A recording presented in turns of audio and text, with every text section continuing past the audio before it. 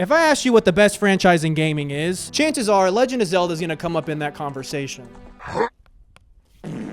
This is a franchise that I love, but have yet to play a lot of the core games, and some I haven't even played in decades. That being said, I thought it was necessary to play and rank every title in the series. From the best games of all time, the worst games of all time, sleeper hits, and the weird and quirky spin-offs, I give one game the S+ ranking and deemed the best in the franchise, and another the F- and deemed the worst. But who cares what I think? Go ahead and let me know what your favorite and least favorite Zelda game are down below as we get started. The Legend of Zelda series began in 1986 with the debut title The Legend of Zelda for the NES. You're going to hear me talk about a lot of Legend of Zelda games being revolutionary in this video, and this first game is nothing but. One insane component about the original Legend of Zelda that upped the ante for all the other games to come in the future was that this was the first game known to have a battery save component within the cartridge itself, meaning you could manually save and continue your progress after shutting off the console. Before this in gaming, you would hit milestones throughout certain games and then be given like a password that would teleport you to a certain level. On top of this, you're given freedom from the start to tackle most of the dungeons in any order with very limited roadblocks throughout. However, right at the start of the game, this is every bit of throwing your ass to the wolves. With the game not giving you actually anything, you have to navigate the map 100% blind with no knowledge of where to go, which was the norm for games in the 80s, considering instruction manuals and game guides were much more part of how you figured out how to play a video game. Nintendo also designed this game to be figured out through word of mouth through the kids in your neighborhood on where to go and how to progress each level. And I'm sure you've seen the legendary clip of someone phoning into Nintendo for guidance for this game, and they had some sort of dedicated hotline to help players out. This is Craig. How can I help you? Yes. I was want to inquire about The Legend of Zelda. I was wondering how you go about getting the white sword. When I say this game throws you to the wolves, I really mean that. There are tons of secrets that you never discover on your own, like the infamous wall you have to bomb that looks absolutely no different than any other wall in the game. If you play this game without any type of guide, there's just absolutely no way you're going to figure this out. The dungeons are very repetitive and don't have much flair and is basically just killing all the monsters. And although I don't find this game fun whatsoever, there is a very loose blueprint going on here for the Legend of Zeldas to come after. The map and compass in the dungeons, being at full health giving you the projectile sword effect, and finding new gear to help you progress through the game and discover secrets in the overworld. Which is cool that even a game that's now 40 years old, you can still tell that it is a Zelda game. I appreciate this game for what it is, but I definitely don't find it fun or even really all that good, and it's getting a C tier for the video. Would probably be D tier if it was anything but the very first game in the franchise.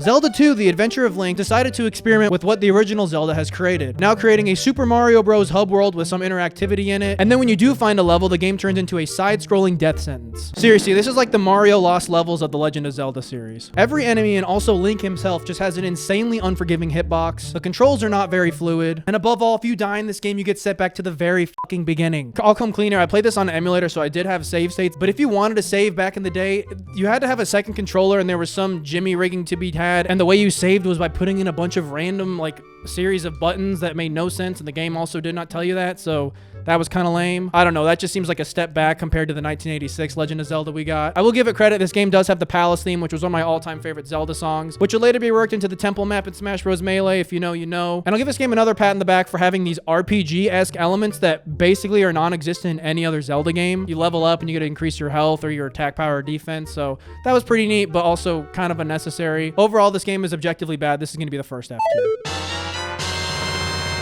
The Game & Watch was the first handheld system Nintendo had attempted. With over 60 different variations with one pre-installed game, Legend of Zelda got one, and it's very forgettable. The technology for handhelds just wasn't there yet, and each game on the Game & Watch was very simple, down to the title names. You ever want to play the game Ball? How about Fire?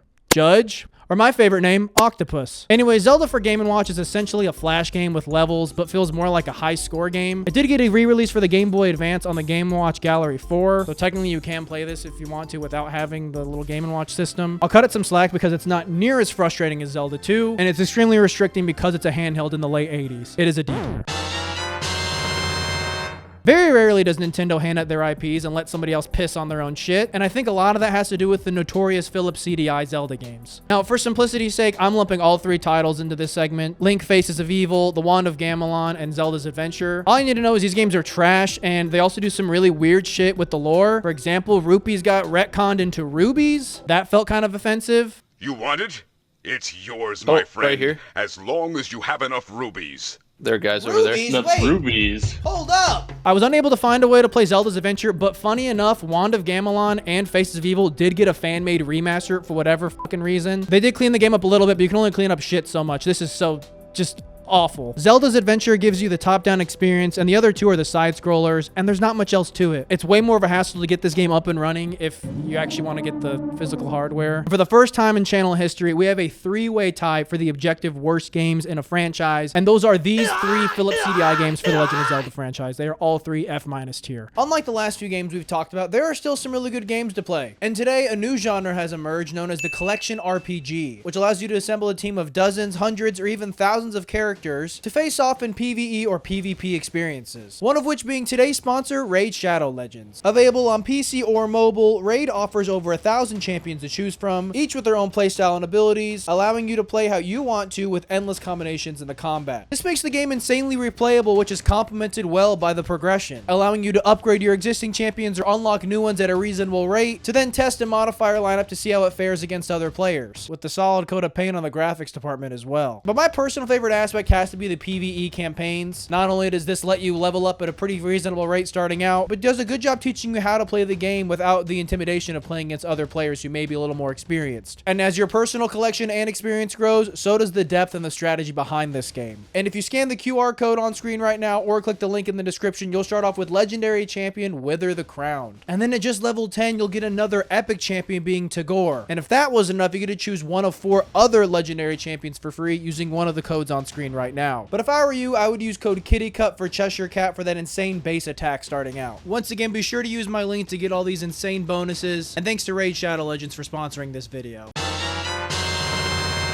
It took a Legend of Zelda: A Link to the Past to steer the franchise back on course in the best way possible. The first top-down Zelda game on the Super Nintendo with not only a significant improvement to the graphics, but also literally everything else in this game. As stated before, the original Legend of Zelda acted as a loose blueprint for the Legend of Zelda series moving forward, but I think that A Link to the Past is where the core fundamental aspects of a Zelda game are not only emphasized, but perfected. The overworld is not only much larger, but much more dense with plenty of optional secrets and upgrades to explore. The arsenal for items and gadgets to use on your quest is bigger, which also help you with your interactivity with said overworld. And this game is also pretty dang hard, but not because you have to rely on your neighbor to know that fuck-ass bomb spot, but because the bosses and puzzles actually require some coordination and thought. For example, the Lanmola boss fight took me forever to beat, and looking back at it, probably one of the harder boss fights in the entire franchise, every game that I played for this video, especially when you consider how early on this is in the game. But where this game really impressed me was after the first 3 dungeons, which weren't exactly super quick in the first place, you discover the Dark World and have an entire second half of a game to explore that's also fairly lengthy and has way more content. I think this is where Zelda cracked the code of what makes a good Zelda game, and they rode this wave in the best way possible. And playing this game for the first time for this video, I can totally see why this is a lot of people's favorite. And the fact this game still hasn't gotten a true remake is mind-blowing to me. We have the perfect engine for it that's proven to be loved and worked really well, and the fact that they haven't pulled the trigger is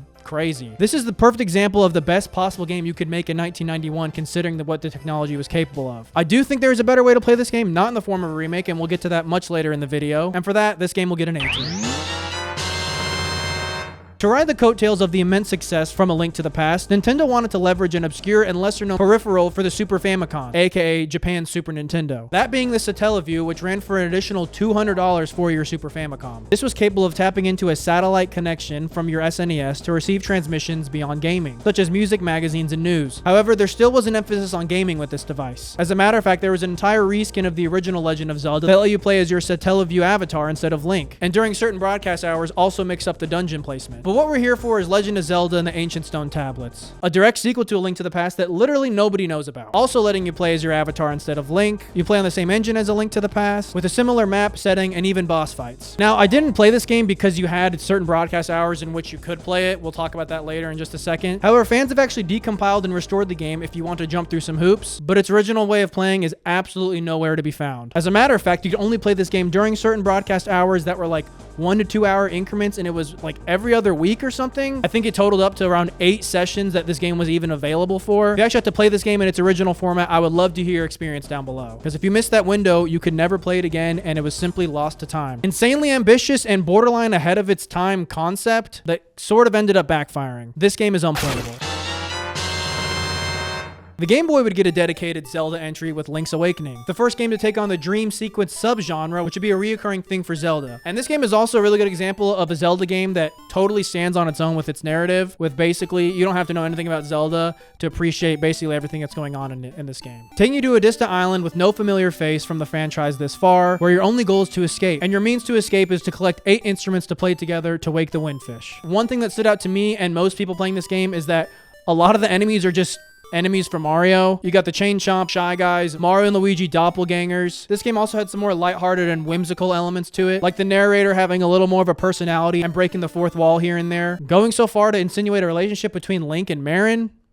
Whatever you want to make of that. Also, you can go full GTA in this game and steal the bow from the sales guy and he gets pissed at you. I don't think there's any other Zelda game out there that lets you commit a crime like this. For me personally, I thought this game was pretty similar to A Link to the Past, and I find absolutely no problem with that because Link to the Past is also amazing. But what really wows me about this game is that this game came out 2 years after A Link to the Past and is also on handheld and is very comparable in the quality, not only the graphics, but also the gameplay. My only complaint with this game is that there's a trade quest that's mandatory, and I don't know how, again, similar to the original Legend of Zelda, I don't know how the hell you would ever figure this out. You have to go to very specific characters on the map, and I don't know how you would know that this bear needs a watermelon or whatever the fuck he needs, and there's a chain reaction of just confusion. But I'm a sucker for this game. I think it has a lot of charm and fun behind it, and it may or may not get even better in like 30 years. OG Link's Awakening is an 8. We all have that one jerk-off friend that went to film school and is all like, oh yes, Citizen Kane, very, very important film. But I do have to say, Legend of Zelda Ocarina of Time is that important game for gaming. Countless outlets calling it the best video game ever made, and there's definitely plenty of ammo for that argument. With the 3D graphics that were now possible with the N64, Ocarina of Time took the Zelda formula that was perfected with A Link to the Past and created an even more immersive and thorough experience. Right off the start, you get the legendary title sequence before you're greeted by Navi, and before you know it, you're spamming somersaults, shattering every pot you see. All the while, this bastard has caught an infinite rock humping glitch. The opening segment of Kokiri Forest does such a good job of telling you how to play the game without holding your hand too much. Introducing the L targeting system, which countless games use to this day, and the lack of hand holding is further emphasized with Navi, who is more descriptive on what to do than something like Link's Awakening or Link to the Past, while still being cryptic enough for you to figure out the rest on your own. Now, before I talk any more about the gameplay, I have to do a dedicated segment to this game's soundtrack. Now, whether or not you've played any Legend of Zelda game, let alone Ocarina of Time, this game specifically, you've heard this soundtrack somewhere. I'm pretty sure the title sequence was trending on TikTok like 3 months ago, and there was no way you didn't hear it. Zora's Domain, feeling like you're in paradise with not a care in the world. The Kakariko Village theme, making you feel like you just put in a hard day's work at Lon Lon Ranch. And the overjoyed and happy theme you're introduced to with Kokiri Forest.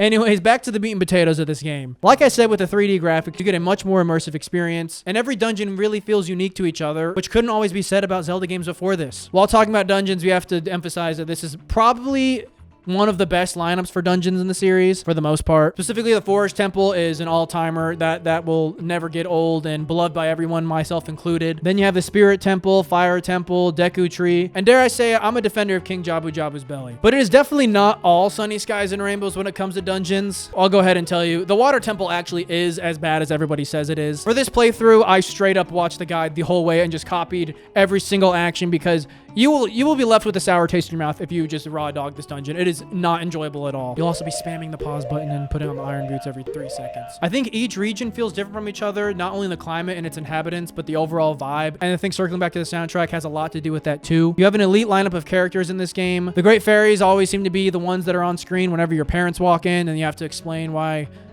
this is in a kid's game. Being almost 30 years old, you would think this game would feel its age in some ways, and you could maybe make an argument that the controls aren't exactly as clean as modern games, but that's a given with any game this old. There's quality of life aspects to it, like there's songs that let you warp around the entire map, which yes, there was warping in the previous 2 games we've talked about, but in a map that's this big and this detailed, I thought it was still very impressive. And although Zelda games for the most part are linear and open world-ish, I suppose, you have even more secrets to explore than ever before with tons of optional content. For example, Epona is completely optional in this game, which is kind of crazy to think about because as soon as you load this game up, the first thing you see is Link riding Epona. As a kid, I remember did a whole playthrough without Epona. I was pretty pissed, which may incentivize a replay on an extremely loose linear game, alongside the Bigoron sword, which is also entirely optional and kind of broken, literally. If you're worried about playing this game because it's old, you could definitely try out the 3DS version, which has a lot of quality of life issues, like the item switching is way more seamless. Something I wish I did for this video was try out the Ship of Harkinian fan ROM hack or whatever the software is. Basically Ocarina of Time with ray tracing and tons of customization, but I stick to the original for this video. But I gotta say, after returning to this game after 17 years, this is better than I remember. Similar to A Link to the Past, this is the best possible video game that could have came out in 1998, but not the S+ ranking for the video. That belongs to something else we'll talk about later. But without a doubt, this is still 100% an S tier game. Majora's Mask is a direct sequel to Ocarina of Time, as young Link is taken to the mysterious land of Termina. Now, you can't talk about Majora's Mask without talking about the vibe, and that is grief, impending doom, and hopelessness. And if I had to summarize Majora's Mask in my own words, it's basically like watching or playing an episode of Courage the Cowardly Dog. One look at the sky, and this motherfucker will remind you what this game's all about. Ocarina of Time is all like, hey, you're gonna save the princess and defeat Ganon. And Majora's Mask is, You're gonna die, you're all gonna fucking die! the world is inevitably ending with a specific date and time of when Termina's existence is no more, and that is the core mechanic of this game being the 3-day cycle. Often associated with giving players anxiety, knowing that you only have a certain amount of time to beat this game in theory, the player is given songs to play that allow you to manipulate time to make this less of an intimidating feature. I do know some people have no complaints with this mechanic, but I have a couple issues with it. The first being that the Song of Time, which resets the 3-day cycle, is your primary way of saving. And when you reset a 3-day cycle, you lose some progress, not on like the dungeons and stuff or dungeons you've completed. All your items go away and like your arrows and bombs and stuff, but there's ways to farm those, so that's not my issue. But if you get unlucky and get caught in the middle of a dungeon and have to reset the day cycle so you don't lose the game, you're gonna lose all progress within said dungeon, which makes sense practically, but I thought it was annoying. It actually happened to me at the beginning of the game and I was kind of pissed. Or say you've just got to get off the game and save, and you're not playing on with something with save states, and you just lose all that progress. You can't just, unless you're going to leave your console on, which wasn't exactly super practical, you kind of just were screwed. And this is where I understand when people say this game makes them feel anxious or like someone's breathing down their neck the entire time they're playing it. I find the 7 fish eggs to be a great example of how flawed this feature is. One, the quest is low-key flawed just by design. You need to get 7 fish eggs, and you're going to have 1 bottle guaranteed, but it's much better if you have more than that, and the game isn't exactly going to give those to you. You have to find your way around those. But on top of that, you're going to need all 7 in one 3-day cycle. And if you don't, you restart from the very beginning, and if you get unlucky and you start it on the 2nd or 3rd day, there's absolutely no way you're going to complete this, especially if you don't have more than 1 bottle. Not how I like to play games. But that is about where my complaints end with this game. This is another kick-ass lineup of dungeons, and in some ways has more interesting and compelling characters than Ocarina of Time. The mask salesman being a very mysterious one, obviously Skull Kid, and of course badass Tingle. This was his very first game too. The 3 core masks giving you unique abilities beyond equipable items and tons of optional masks for even more perks and abilities was neat. And the fast travel system also is just flat out better in this game, where it's being able to pick specific points, whereas in Ocarina of Time it was like 4 distinct areas. Overall, this is a great Legend of Zelda game, but I think the 3-day cycle is flawed for how I like to play games. It's not inherently bad, but just not my kind of thing. And I know people love this game for the backroom vibe going on here, but I'm not gonna act like this is better than Ocarina of Time in any way. But still a great sequel. It's a B tier. We've got a little bit of Pokemon Red and Blue situation going on with Oracle of Seasons and Oracle of Ages. Both being very similar to each other, only Ages is more puzzle-oriented, focusing on time travel, and Season is combat-focused with changing your environment. Now, when I played Link's Awakening, I played the DX version, which is exact same engine that Oracle of Seasons and Oracle of Ages run on. And to me, I think these are just lesser versions of Link's Awakening. I just really like Link's Awakening a lot more than these games. They each have their own gimmicks, manipulating time or manipulating your environment. I think these are some of the weaker games in the franchise, and they're all very similar. They're different games, but you play one, you basically are going to blow through the next one, even though the mechanics are different. These will both get a C tier. 4 Swords is the first multiplayer Zelda game, and also the only multiplayer Zelda game that makes you play it in multiplayer. And it requires multiple Game Boy Advances and multiple link cables, to my understanding, which is just not accessible in today's age. However, after recording this video, I discovered this is on the Nintendo Switch Online and supports online gameplay, making this much more accessible than I thought it was. But it's still kind of annoying that a single player based franchise is forcing multiplayer upon you, because I don't even have people that want to play this with me. And while I'm here, although 4 Swords Adventures and Triforce Heroes can be played solo, however, if you want to play this game, you need a GameCube, a copy of 4 Swords Adventure, 4 Game Boy Advances, and 4 GBA cables, which today is a combined total of roughly like $1,000 if I had to guess. That being said, I'm not only going to not spend that kind of money to play this game, I also know 4 people who would want to even do that in the first place. It is not a good time, and even Triforce Heroes, your little extra co-op avatars look like they're from a Zelda creepypasta. That being said, all of these are unplayable. Wind Waker is one of the more divisive entries upon release, but has retroactively gotten a lot of praise from fans. The hate stems from the cartoonish looking art style, which I never understood. I have no problem with how this game looks. I think it's due in part to that before the GameCube was even released, there was a tech preview showing Link and Ganon fight, and that people thought this was gonna be the next Zelda game, and it wasn't, and it looks nothing like the Wind Waker cartoon art style. Anyways, you take on the Great Sea in Wind Waker as your sister is kidnapped off Rip, which, might I add, I think this game has a much more personal story to it. I don't think Link has siblings or really any type of close family like this in any other game. Also, disclaimer, I played Wind Waker HD for this video, which has two major differences aside from graphics, that being the Triforce shards at the end of the game and also the Swift Sail for a faster sailing experience. But other than that, these are the same game. I've played them both. As a matter of fact, this was my very first Zelda game I ever played. And I'll never forget that me and my two older sisters played this game together, and we, take turns, and we named our character JH and S, which is our initials. My name's Seth, by the way. And since we were so new to Zelda, we didn't know that we'd be called JHS. So it was funny the first time that happened, we were just laughing our asses off. But what I'm trying to get at here is I have a very soft spot for Wind Waker, and every time I play it, it seems to just get better. As far as how this game improved from Ocarina and MAJORA'S, I think there's a solid list of new features. The combat now has a parry and this roll counter attack. You can pick up certain enemy swords and use it back against them. The controls in this game are super clean. But above all, the method of transportation here, being the King of Red Lines, is my all-time favorite. This is the best way to explore in Zelda. The vast sea,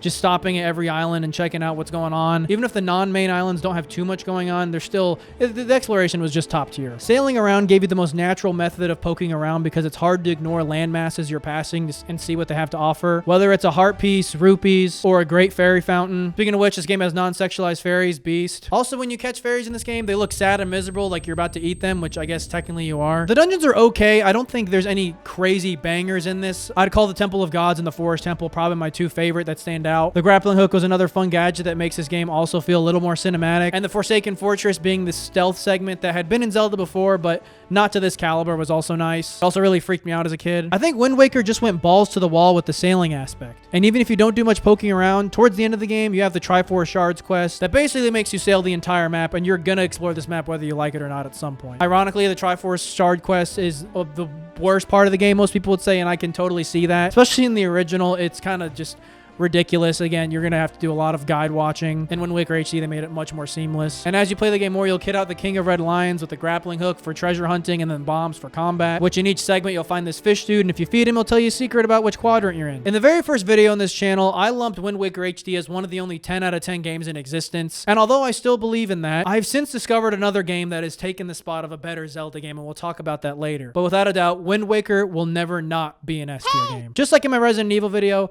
the top of this ranking is getting a little crowded now. So stay tuned to the end when we get my true top 10 where I rank them even within the tier lists. You think Nintendo would learn their lesson after lending out their IPs to other companies after the whole CDI debacle? Well, I guess when you let a studio that actually cares about video games like Capcom do it, things can go right. And that resulted in Legend of Zelda: The Minish Cap. This is just another great game through and through. The Minish Cap stands out from other Zelda games with its gimmick being able to shrink to a very small size to solve puzzles and explore areas otherwise impossible to get to. Sometimes it felt repetitive and annoying, like going through the animation and finding the tree stump or whatever to do this, but you got used to it pretty fast. I will say you do get the Gust Jar in this game, which is only in like one other Zelda game if I'm not mistaken. This was a pretty fun item that needs to make a return somehow. The suck and blow kind of thing was pretty cool. Like I said, just another great Zelda game, and bonus points for being extremely underrated and never gets talked about. It's a B tier. With all the neckbeard Redditors on the doorsteps of Nintendo after the Toon Link debacle fiasco of Wind Waker gone wrong in the Hood social experiment, Twilight Princess was here to give us a little more of a gritty and mature art style with a T rating as the cherry on top. Side note, I think this is the only Legend of Zelda game with a T rating. Now, like I've said, I don't care about graphics too much, especially with Wind Waker. I never understood why people got pissed about that, but I will give credit where credit is due. This is the best version of every character, aesthetically speaking. Zelda, Ganon, and even Hyrule. When I think of these characters in these places, this is what comes to mind. Hyrule actually feels lived in a whole entire ecosystem that's thriving. Now, don't get it twisted. I don't think any other Legend of Zelda game's art style are like bad, but I just really like this one. I thought I'd make that clear. Similar to Wind Waker, this game also has a very personal opening. It kind of overstays its welcome. An hour and a half to get to the first dungeon. If it's your first playthrough, probably closer to 2 hours or even longer. But I think this was necessary to show how established Link was in this community and how many people loved him aside from just his family, which he doesn't even have in this game. One of those admirers being this baby woman who you just can't take seriously whatsoever. But yeah, circling back to the beginning being a little stale or too much, I totally understand that, but I can look past it. It didn't bother me that much. When you do get the ball rolling, the first dungeon in this game is just straight up monkey business. Even this mini boss, his weak spot is his literal ass cheeks. And I gotta say, this is my favorite lineup for dungeons of all time. And the Snow Peak Temple just being a dude's house boss is one of the most unforgettable experiences out there. Also, I'll go as far to say it's up there with the Forest Temple from Ocarina of Time. And the fact this whole dungeon revolves around getting soup ingredients for this Yeti guy to make for his sick wife was also kind of funny. Speaking of dungeons, my first playthrough through this game, like almost 20 years ago now, I remembered printing out the IGN guide from the family printer to figure out how to get through the water temple, which is just another core memory I have with Legend of Zelda. I'll never forget that. With new dungeons comes new items, and this has to be my all-time favorite lineup of items in a Zelda game. The spinner being a fun one for transportation, and also even if it's like very limited in use, temple it's used in is a blast. The double claw shot also making for some really fun mobility, and the ball and chain being one of the few items that actually doubles as a weapon too. You also get some pretty kick-ass boss fights, like at the Wind Temple. The one against the dragon was pretty epic. Zant acting as a conglomerate of all the bosses in the game up until that point, and then an epic showdown with Ganon to cap things off. But you can't talk about Twilight Princess without talking about Wolf Link and the Twilight as a whole. Wolf Link was probably the most mid-2000s thing Nintendo could have done or stuck inside a Zelda game. I know some people didn't like it. I don't know why that is. I thought it was just fine. Later on, you get a switch from Wolf Link to Human Link on a whim, and that's where the game really just comes together. I also remember hating the Tears of Light segments. I think there's 3 at the beginning, when it's kind of a little scavenger hunt, but coming back to it, I had no issues with that either. The Twilight really captures that gloom and despair, maybe even better than Majora's Mask did. The people in Hyrule are actually like freaking out actively, whereas in Majora's Mask, they kind of just ignored it. But as part of the Twilight Princess experience, you get the best companion in the entire franchise, hands down, and that is Midna. Having way more personality and sprinkling a little sass, this made for a way more engaging story perspective. I might just keep it like that. Also, without spoiling anything, she gets a really good arc from start to finish and a really satisfying payout at the end of the game. A cool quirk to this game, there are some minor on-rail segments, like when you have to escort and protect the carriage and then fight King Bublin on the Elden Bridge, where I gotta say, this is probably the most iconic moment in Zelda, maybe up there with Link pulling the Master Sword in Ocarina of Time when Link hits this emote with Epona. Also, later on when you fight King Bublin in the very end of the game, when you best him, he just fucking rage quits. And not only does he rage quit, he actually speaks, which I don't think a monster has ever talked in Legend of Zelda before. I think this is the only time. I also like how this game's headquarters is just a bar, which is also super reliable on telling you exactly where you need to go at basically any given moment. Like I said, the only problem people have with this game, and I don't even see it as a problem, is the beginning being a little stale. Also, the fuck you controls on the boat minigame with the bow and arrow, wasn't a fan of that. I'll go as far to say this is one of the best launch titles of all time. And funny enough, this was actually the most hours I put into a game for this video because of how much content it has. People say this game has a lot of bloat, but I didn't feel that way. I loved every minute of exploring Hyrule in this game, and it aged very, very well. I always remember preferring Wind Waker over Twilight Princess, but after this playthrough, I see Twilight Princess in an even more shiny light. It has captured everything that makes a Zelda game perfectly up until this point, and I think everything after this kind of loses the script a little bit. It's getting the S+ ranking for this video, and it is the best Zelda game of all time.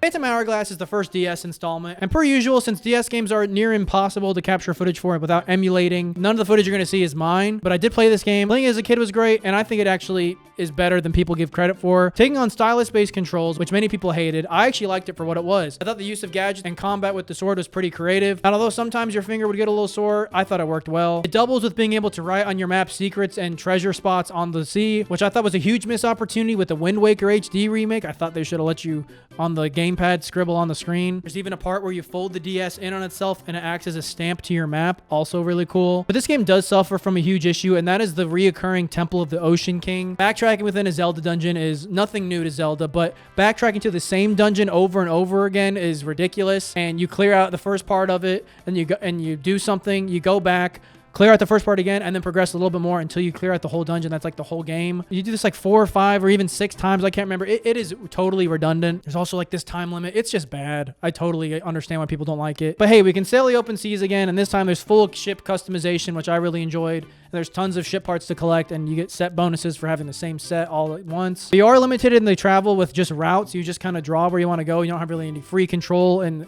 real time. Anyways, people really hate these games, and I would never ever call them underrated, but I will call it overhated. I think you should give it a try if you have a DS, because emulating this sounds like a nightmare. It's a C tier.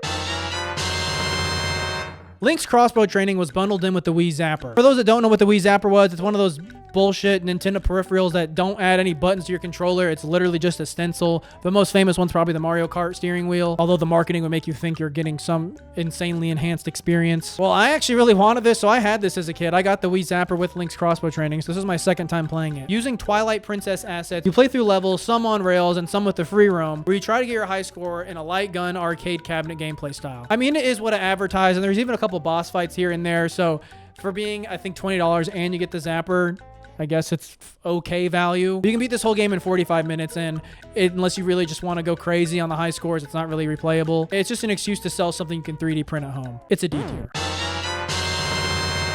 All right, the Tingle games are kind of wild. Seeing a very, very, very limited release, mainly in Japan. I think some got European releases. Some were also even locked behind a Club Nintendo membership only in Japan. Just getting that out of the way, these are extremely hard to get your hands on physical copies, but there's technically 4 games in the franchise. Too Much Tingle, which was a DSiWare app that I think there's actually no way you can ever play this game again. Then there's Tingle's Balloon Fight, Tingle's Rosy Rupee Land, and Tingle's Balloon Trip of Love. I found a way to play these games, but it was very scuffed. I don't recommend going out of the way to try to play these. Balloon Fight is just Balloon Fight, but the Rupee Land is basically a point-and-click puzzle game. But where things get weird is the Balloon Trip of Love being centered around like getting pussy, and Tingle has boobs. Some of these games also don't even have an English translation, so they're borderline unplayable, but since I did get a chance to attempt to play them, I'm going to rank them all F tier.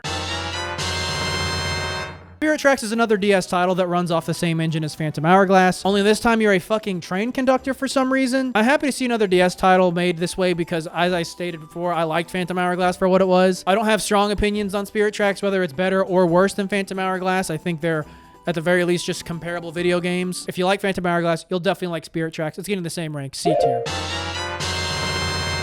Skyward Sword was originally released on the Wii with forced motion controls and later on got an HD remaster for the Switch. I chose the Switch option because the forced motion controls in the Wii were its demise. People absolutely despise this game because of that. And I also agree with that, but I want to give it a new shot with the button controls, and it might be worse this way. I'm not even joking. Since Skyward Sword swinging heavily relies on the direction you're swinging, instead of pressing B to swing your sword in this, you use the right stick to choose which direction you want to slice at each moment, which causes a chain reaction of relearning how to play a Legend of Zelda game. For example, the camera itself, now you have to hold L, I think, to free use the camera, where before that was just a normal thing in the game. And I never got used to this, and I borderline hated this game for that reason. Look, it's not a bad game. Better yet, it's not even a bad Zelda game. The dungeons are actually very strong, and you have a stamina bar, which would be the bane of my existence with the later games. And this is also where the Zelda timeline starts if you like the lore. And like Link's Awakening, there's also this romantic tension between Link and Zelda that is not really shown in any other game than this. And you even get optional text responses too, which wasn't in any game before this either. But that's where I think the fun ends with this game. I just cannot overlook these controls. I never got used to them, like I said. And the nail in the coffin for this game was the ability to warp back up to the Sky Island is locked behind an amiibo. And that amiibo is like 25 bucks and you can't even find it anymore. Skyward Sword is pay to win. The open air is a cool concept that we'll see refined later, but each world you explore is very linear and hidden behind a load screen with no seamless transition from place to place. I do think this is the worst 3D mainline Zelda game, but again, it's still okay compared to the crap we've talked about. It's a C tier. I alluded to there being a better way to experience A Link to the Past, and that is A Link Between Worlds. Not a proper remake, but more of a reimagining. You have the same map with added quirks, and the gimmick here is the ability to go flat against the wall to traverse the map. Furthermore, any needed item is now temporarily rented for whatever dungeon you want to tackle, to which you can tackle in any order, which is something that was really popular with this title and would be popular in the later titles. I also like how quantity-based items like arrows and bombs are behind your magic meter, so in theory you have unlimited, you just can't spam them. I thought that was nice because there's nothing worse than getting in a dungeon in the later game, in one of the older games, and not having enough bombs to complete the dungeon. You have to go farm them like cutting grass or whatever. But I would still like to see a remake of this game, or at least a port on the Switch, or better yet, maybe they fuse A Link Between Worlds and A Link to the Past and make one remake using the engine we're going to talk about here soon. But I do think this is better than A Link to the Past and arguably the best top-down Legend of Zelda game. It's an easy S tier. We're now at the part of the video where we have to talk about the most redundant sub-series in the Legend of Zelda franchise, and that is Hyrule Warriors. Originally released on the Wii U, it's a hack-and-slash based, rather copy-pasted Dynasty Warrior clone where you're put up against hundreds of enemies and pull off combos and use crazy superpowers. It's basically if Legend of Zelda was an anime. Anyways, none of it's canon or really all that fun. It's insanely repetitive. You'll have objectives, whether it be defeat a boss or escort something, and for the most part, it's all about clearing hordes while metal music is playing in the background. But I will say, there is a ton of content, and as a matter of fact, a ton of fan content. If you just look at this character select screen, I mean, they really went hard with that. And it's also cool to see Legend of Zelda from the perspective of like a war or a battle, where normally it's just Link's adventure one-on-one, or, you know, just exploring a dungeon. So I appreciated that for what it was. I think this is one of the weaker installments in this sub-series. It's a D tier.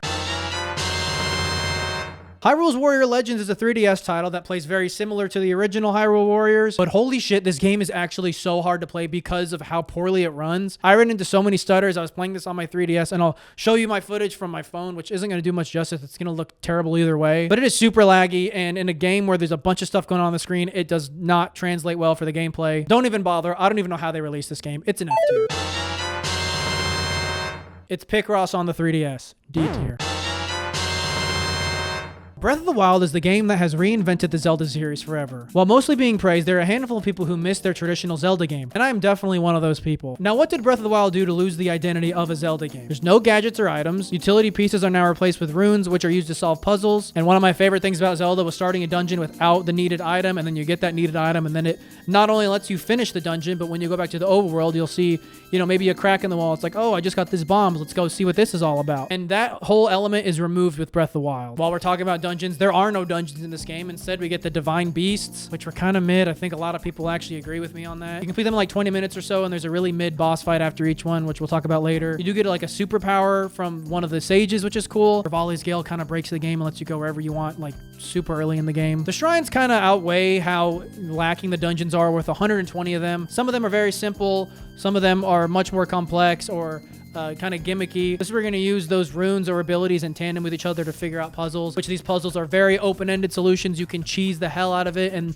that's what a lot of people like. It makes them feel good about themselves when they do something not the way they intended. Combat was completely reworked with the new durability system for weapons, bows, and shields. Now, I don't absolutely hate this mechanic. There are times where it's annoying, but I often feel like I would hoard my good weapons for a boss fight and then make an average combat experience way harder because I'm using some shitty ass sword because I want to save my good stuff, which kind of made the game feel a little weird. Anyways, like I said, the game has runes, which are your powers, if you will, in this game, and you're given them off rip after you finish the tutorial, which does a great job telling you what this game is all about. You'll quickly realize that cooking has also become a core feature of this game has to offer. You'll use it first to stay warm or cold before you get the respective armor to combat the elements. But once mastered, this is where you can actually break the game. Things like insane attack and defense buffs or healing far beyond your max health can prepare you for the hardest boss fights. Also in this tutorial, discover that you can climb anything and everything, and that cursed stamina wheel from Skyward Sword would be much more relevant here. After that point, as you know, you can go face Ganon head on, which it was really intriguing to a lot of players, or collect all 999 fucking Koroks. These things were so annoying. Even before you're given the runes, you get a classic Bethesda walkout moment to show what the world would have at your disposal, and that's the whole name of the game with Breath of the Wild. When you think about it, there's really only 5 overarching missions. It's the 4 divine beasts and the face off with Ganon. Granted, there's a little more depth to it than that, but when you think about it, that's all there is to beat the game in a normal playthrough, I suppose. But it's really all about those moments, exploration, and experimentation between getting to those areas. And the sandbox gameplay is just really going off here. Like I said, I think having everything you need to beat the game off rip kind of ruins some of the fun, but the way they did it was really clever. For example, they have the Far Cry radio tower thing going on here, and that's how I started each playthrough of these games, by finding and activating each one. And if you do that, you bet your ass you're gonna get sidetracked by all the content in between, whether it be a shrine, a mini boss, or some type of side quest, all the while building up your map with fast travel points to help you return to those secrets you conveniently stamped on your map to return to later. Some of the secrets include armor that call back to plenty of other games, missable upgrades to the Sheikah Slate, optional memories that will give you the true ending, and also the Master Sword is entirely optional in this game. You can go the whole game without even knowing it's in the game. With the mini bosses dropping rare items that are useful in cooking or for selling, the Blood Moon was a cool mechanic to farm said enemies to continue to get stronger or upgrade your armor at a fairy fountain. Speaking of boss fights, the Calamity Ganon boss fights and even the very last boss fight with Ganon kind of blow in this game. Finish it off with one of the most anticlimactic boss fights with Ganon in the field with the light arrows, and I was feeling a little disappointed, can't lie. But despite me sounding like I don't like this game, I actually really enjoy it. You just can't ignore how different it is than what Zelda was up until this point. I without a doubt prefer traditional Zelda games over this, and Breath of the Wild is getting a controversial B tier.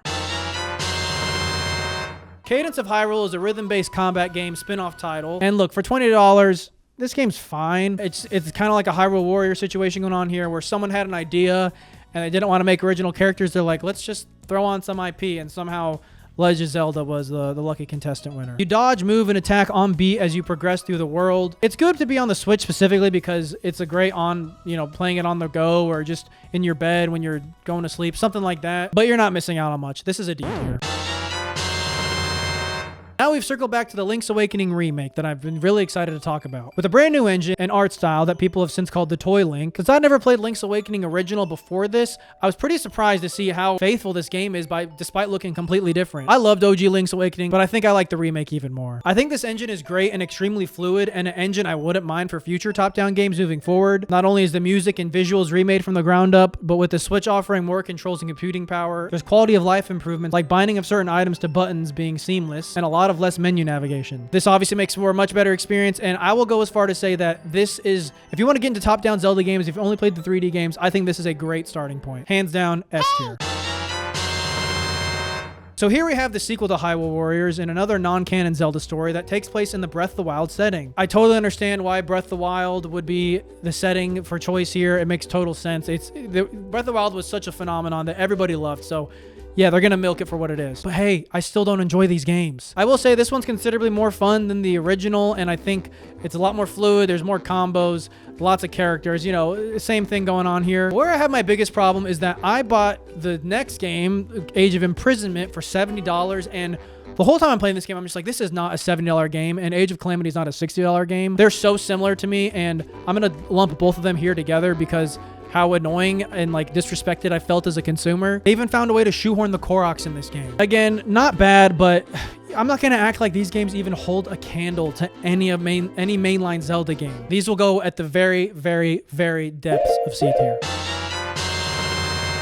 There's two sides of the Tears of the Kingdom coin. Most people see it as a huge improvement and a more in-depth experience, improving on the Breath of the Wild formula, and the other claims Tears of the Kingdom is just DLC to Breath of the Wild and didn't deserve its own title. And I personally never understood the latter. I always saw Tears of the Kingdom as an objective improvement, but for a minute there, when I played these games kind of back-to-back loosely, I started to see that a little bit more. Sometimes this game can kind of just feel like a ROM hack. We obviously have the same map that has not only changed with time and events, but is added to with the depths and the Sky Islands. The Sky Islands were cool and definitely much more part of the marketing, but at least when I played this game for the first time, I didn't know anything about the depths. That was a total surprise to me, and I do think the depths are a little more bloated than anything else in this game. I think it's kind of a lot of emptiness. Gameplay and combat is the same, with the durability mechanic returning. The Divine Beasts are replaced with regional phenomenons in the exact same 4 regions of the Divine Beasts from Breath of the Wild, but they do feel a little more like actual dungeons, and they're called dungeons, but I still don't think these dungeons are as good as any of the better dungeons in the previous games. You can kind of blow through them pretty fast and feel a little half-assed, but still objectively better than the Divine Beasts. The runes got replaced by new ones, and these are what carry this game in my opinion. You've got the Recall, Ascend, but what we're really here for is the Fuse and the Ultra Hand. We've established that Breath of the Wild had a great sandbox with the physics, the engine, and just the runes and what you could do in that game, but the Ultra Hand and Fusing really let you make whatever the hell you want. I kept it pretty simple with my creations, but I'll show on screen, you know,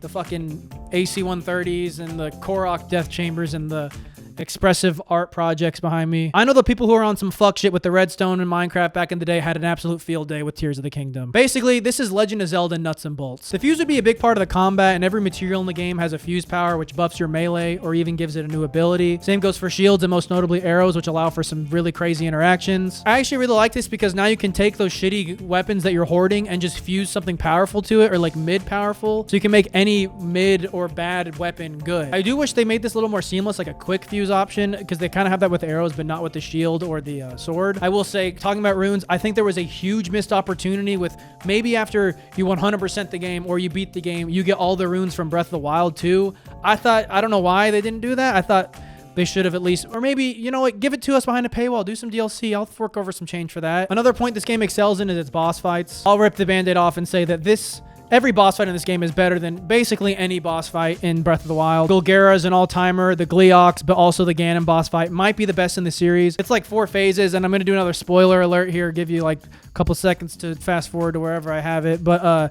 the very final sequence where you're in the air with the dragon, that was so epic. I don't think there's anything quite like this in any other Zelda game except for maybe the dragon boss fight in the Wind Temple in Twilight Princess. Each major boss fight also has a separate location somewhere else on the map where you can then farm its parts in a Blood Moon to have, you know, they are used for super really good upgrades. Super really good upgrades, wow. I also found each phenomena being much more in-depth than Divine Beast. Gerudo one letting you do like a balloon's tower defense a little bit, which was fun. I will say the storytelling in this game suffers kind of harshly. It's really confusing with the memories, and you basically, after you beat each phenomena, they tell you the same exact thing, and it's, I don't know, I did not care for the story. But I do think this is better than Breath of the Wild. I think the boss fights and Ultra Hand have a lot to do with that. But I swear, if the next Zelda game is a Breath of the Kingdom or anything like these games, I'm going to be pissed. I'll let Tears of the Kingdom slide because of what it did. And if they can somehow make a third game that also builds off Tears of the Kingdom, I'll still be pissed. I'm not going to lie. I need my old Zelda back. A tier.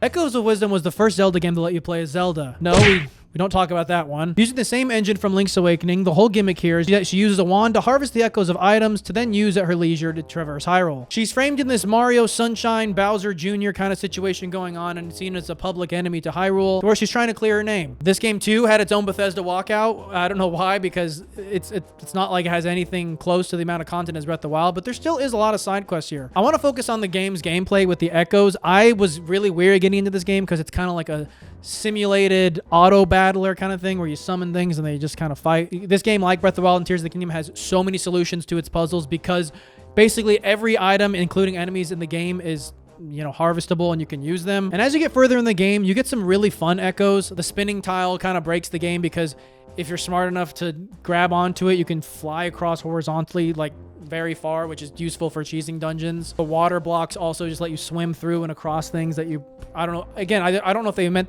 it to be intended that way, but I enjoyed it. The bed is your main use for platforming and also doubles as something you can heal on. You just sit in it and it's, albeit very slow, you do get basically an unlimited heal spot. And as you progress through the game, there's optional rifts that level up Tri, who's your companion. As she gets stronger, you discount how many triangles each echo takes up or gives you more triangles at your disposal, to which the combinations and possibilities become even more varied. There's even more to this gameplay with the Deku guy being able to make smoothies for you, which is a very diet version of cooking in Breath of the Wild and Tears of the Kingdom. You can only mix 2 items at a time, but with enough experimentation and using some of your rare items, you can make some pretty busted potions. There's also accessories that give you certain buffs and even custom outfits like this cat one. I know a lot of people probably hate the idea of playing a Zelda game without a sword, but you do get the ability to turn into Phantom Link, and he also has bombs and arrows and stuff. And as you progress the game, that becomes more strong and you can kind of use it for a lot longer period of time than you can at the beginning. But back to the echoes, when you realize what echoes pair well with each other, you can have a lot of fun with the combat. And I can't lie, I actually really like this game a lot more than I thought I would. It is sort of on the easier side, but once you get to the end game is where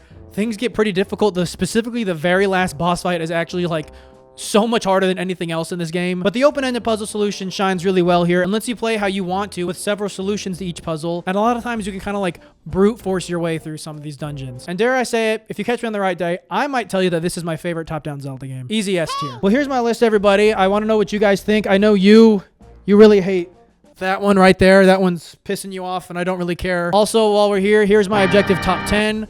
Here's where I place these things within the tier list in a numerical value. So take a look at that. While you're here, I'm actually filming behind the scenes with some of my friends here right now. And so we're gonna have a behind the scenes video for memberships only. So keep an eye out for that. I don't know when that's gonna be out, probably within the next week or 2. So that's also me soft launching the channel memberships, and I'm trying to get more content for you guys. If you want to hear me play and rank every Resident Evil game or every game of the year, click on screen now. And if you liked, leave a like. If you didn't, leave a dislike. And thank you so much for watching.